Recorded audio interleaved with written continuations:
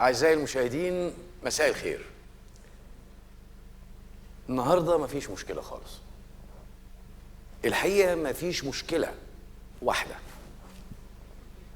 في مجموعة مشاكل كتير كلها ثمار لبذرة فاسدة. هي مش مجرد مشكلة عادية، هي أساس لمشاكل أكبر. مش مشكلة محلية أو إقليمية بس، دي مشكلة تاريخية وإنسانية عالمية منذ بدء الخليقة. طبعا انتوا بتفكروا ايه موضوع النهارده؟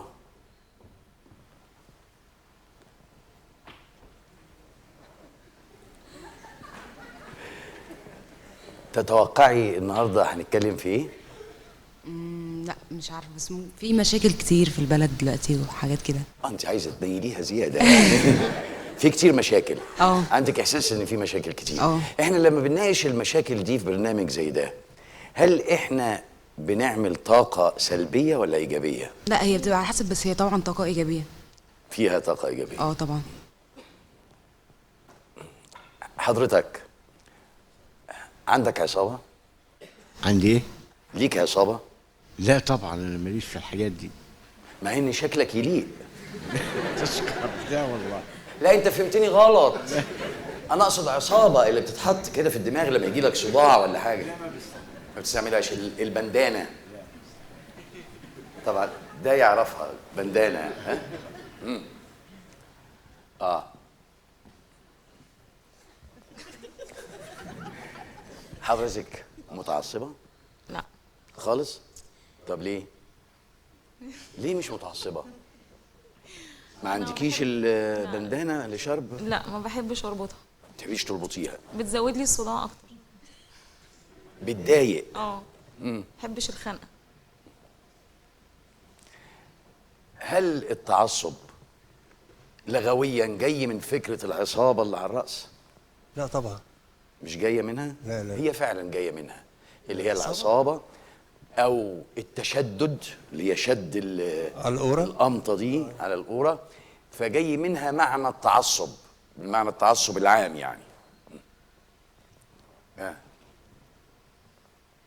طب حضرتك عشان سنك، حضرتك شايف لأنك أنت مريت بتجارب كتير. طبعا. التعصب الايام دي زي كان موجود زمان زي ما موجود دلوقتي؟ الحاجات دي شفناها في الزمن اللي احنا فيه ده، بس زمان كان في حب واخلاص وود. التعصب وراح التعصب اللي هو بينهج ان البني ادم نفسه يبقى فكره مجمد. الله.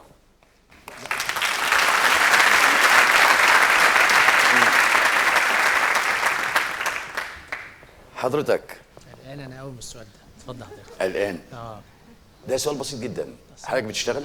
الحمد لله. بتشتغل. هل في شغلك في مدير او حد سلطوي يعني في مكانه متعصب ضدك او حسيت انه متعصب ضدك؟ خلي بالك من زي على الهوا، يعني مش على الهوا قصدي يعني ملايين هيشوفوه. بلاش احددها. انت في حياتك لقيت حد متعصب ضدك وحسيت بظلم؟ حقيقة لا. ما حصلش. ولا انت تعصبت مع حد ضد حد؟ برضو انا شخصية متسامحة. تمام. حضرتك اهلاويه ولا زملكاويه؟ زمهلاويه. زمهلاويه. طيب حضرتك زملكاويه ولا اهلاويه؟ اهلاويه. اهلاويه. متجوزه؟ لا. طيب مخطوبه؟ لا. باباكي او مامتك بيشجعوا الاهلي ولا الزمالك؟ اهلي. برضو يعني عيله اهلاويه. حضرتك متجوزه؟ متجوزه. انت اهلاويه ولا زملكاويه؟ اهلاويه. اهلاويه. طب وجوزك؟ اهلاوي برضه. انتوا اتجوزتوا عشان كده؟ لا، احنا من بدري اهلاويه. طب لو جوزك كان زملكاوي وانت اهلاويه في البيت والزمالك كسب، هتعملي ايه؟ هتخلعيه؟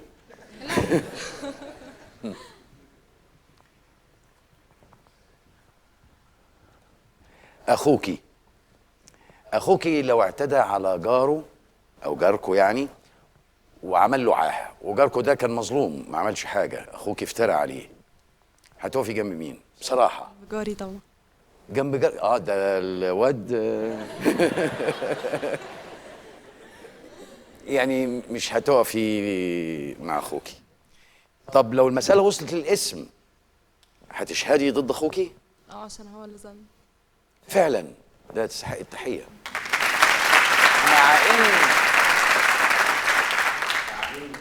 في حديث شريف بيقول انصر اخاك ظالما او مظلوما.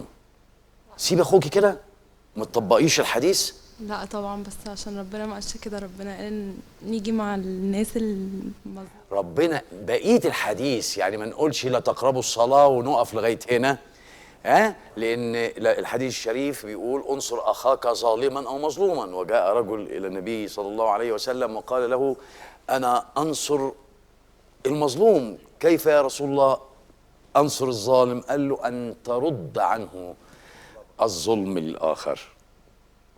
هاي